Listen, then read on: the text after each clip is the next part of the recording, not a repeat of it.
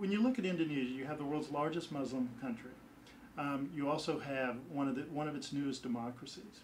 You've also got a country that its breadth and width would extend from Moscow to New York, the equivalent of Moscow to New York, you know, from one end of Indonesia to the other.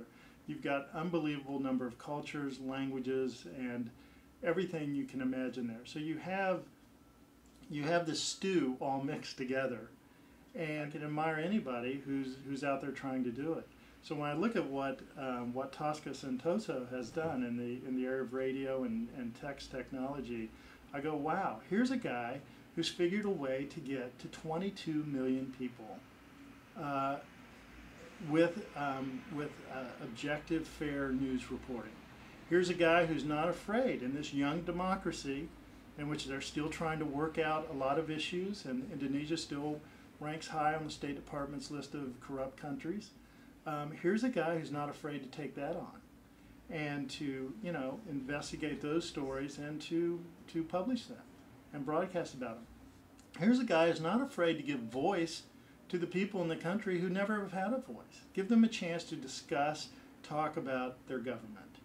And, you know, you have to say, here's a guy I can admire for a long time.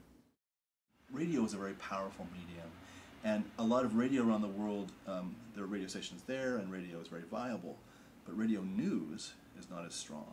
And so what really impressed me about Tosca Santoso and the networks that he's created there in Indonesia was the idea of getting news out there and actually making it two-way, opening up these lines of communications, whether it's through mobile phones, a toll-free number, or texting, to actually communicate and ask questions of people, of newsmakers who are a part of these programs.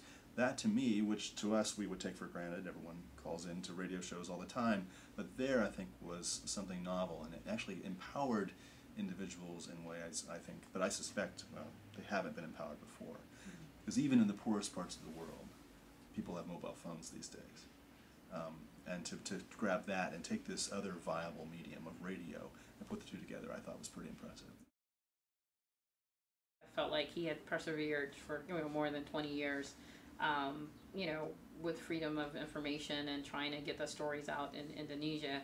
And I think what I was most impressed by him is the reach. I believe his radio station is huge.